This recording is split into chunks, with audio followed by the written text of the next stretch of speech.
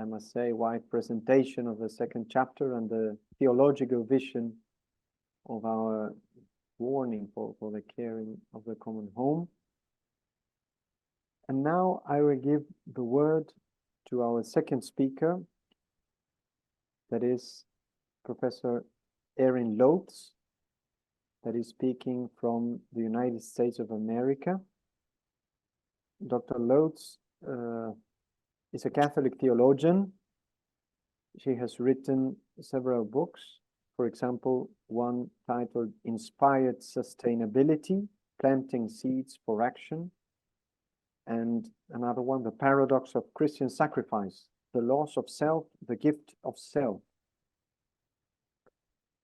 Now, Father Lothes, after some years teaching theology, is now the director for the Laudato Si Animators program in New York at the Laudato Si movement, and is also a visiting scholar at the Center for Earth Ethics. And for many years has been collaborating with many faith-based environmental coalitions. So thank you, Erin, and the floor is all yours. Thank you so much, Father Belloc. Greetings to everyone. It is a joy to be with you today, all around the world, to continue our reflection upon these powerful documents, Laudato Si and Laudate Deum. My reflection will consider with you today, Chapter 2, the Gospel of Creation. And as Father Prem has said, the great theme of Laudato Si is that everything is connected. We read that there are 3 levels of relationship: with God, with our neighbor, and with the earth. And all these together create the common good, as in this beautiful image of the dance. And when I read this in Laudato Si, I think to the teachings of Jesus that are so familiar to us. What is the sum of all the teaching? And Jesus says, to love God and to love your neighbor. Here we are so profoundly taught that to love God and love our neighbor includes love of the earth. We hear a new statement of the great commandment. And so I wish to pay attention closely to this one paragraph in Laudato Si, paragraph 66, which discusses these relationships. The creation accounts in the book of Genesis contain, in their own symbolic and narrative language, profound teachings about human existence and its historical reality. They suggest that human life is grounded in 3 fundamental and closely intertwined relationships: with God, with our neighbor, and with the earth itself. However, the paragraph continues to express the rupture of sin. According to the Bible, these 3 vital relationships have been broken, both outwardly and within us. This rupture is sin. The harmony between the Creator, humanity, and creation as a whole was disrupted by our presuming to take the place of God and refusing to acknowledge our creaturely limitations. This in turn distorted our mandate to have dominion over the earth, to till it and keep it. And you can see the artist who has demonstrated the tragedy, the suffering, the pain, the pollution that occurs in our beautiful earth that God has gifted us as a result of this rupture. This rupture goes deep into the very core of the earth and to the relationships, both ecological, social, familial, personal, economic, on which we all depend. For a short example, the Amazon literally provides our oxygen. It is the lungs of the earth. And at the same time, we know the suffering, the ecological martyrs from this region, the pain of the indigenous peoples who are crying out with the cry of the earth and the cry of the poor.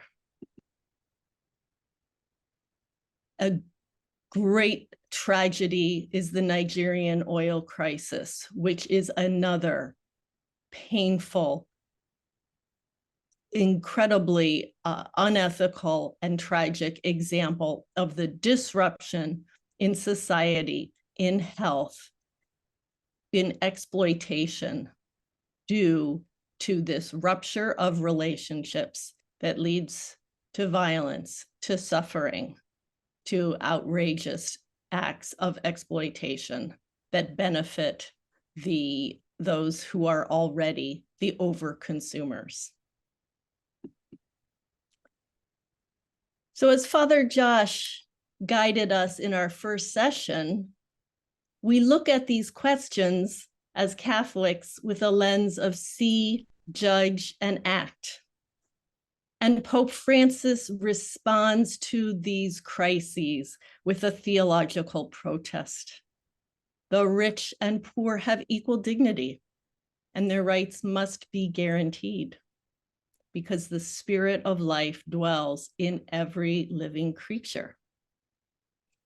In this beautiful chapter, we read that creation is of the order of love. God's love is the fundamental moving force in all created things. All things are meant for the pleasure, for the benefit, for the health, for the sustenance of all. That is the universal destination of goods. The earth and its blessings are meant for all. However, we see the warning in Laudate Deum that this is not what is happening. The exploitation of fossil fuels, the overconsumption of resources have led to the carbon crisis, the ecological crisis that we are facing in every part of the world that is causing suffering for so many people. And in Laudate Deum, Pope Francis strongly observes the complicity of the powerful. And in sections 24 to 28, invites us to rethink our use of power. This is not just political power. This is not just the actions at the COP, although those are critical. The governmental responses that must create solutions. But we are also speaking of the ethical choices, the failures in relationship that have powerful impacts on the suffering of all, because each of us, in fact, has power and influence by how we encourage our families, our parishes, our dioceses, our cities, our states to take action and to care for others. So we are part of this network of influence. If we lift up care for creation, we will share the gospel of creation with others, and they will do the same. This is another meaning of integral ecology, how everything is connected. So in Pope Francis's continuing reflection on power in Laudate Deum, he writes, "What would induce anyone at this stage to hold on to power only to be remembered for their inability to take action when it was urgent and necessary to do so?" And it's very important to note that he cites Laudato Si, and the capacity of all of us in our sin to deceive ourselves about whether we are truly taking urgent action.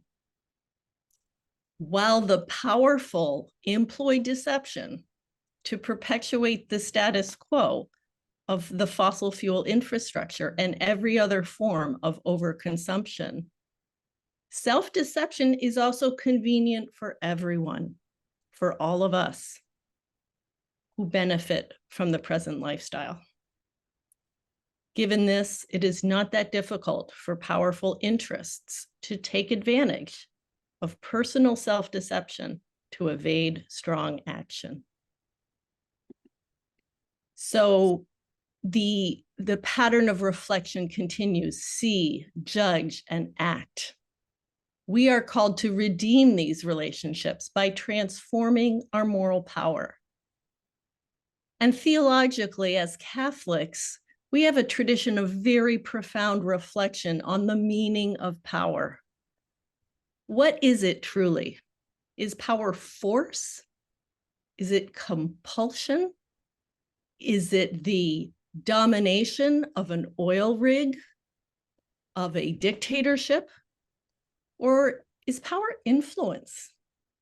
Is it the capacity of a gardener, of a farmer, of a parent, of a friend, to plant seeds of goodness and help them grow? What does power really mean? And is power coercion? Or is it moral clarity that inspires and guides and illuminates others and engages them in this good work? So in Laudato Si, fundamentally, Pope Francis invites us to choose gratitude and joy. We have a beautiful vision of what our earthly community is to be, our family of life. And we know that things can change, he writes.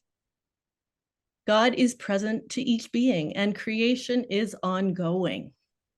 So we are called to be grateful for God's loving gift of creation and for the gift of yourself as a partner in this ongoing creation. We take comfort from the beauty and the harmony of the universe present in the cosmos and in every living thing. We know that we can say yes to this gospel of creation, this invitation to remedy these broken relationships. As the Holy Mother Mary said yes, as every seed in its own way says yes to the process of growing. And so we can hear the invitation: go ye into all the cosmos and preach the gospel to every creature. Thank you so much.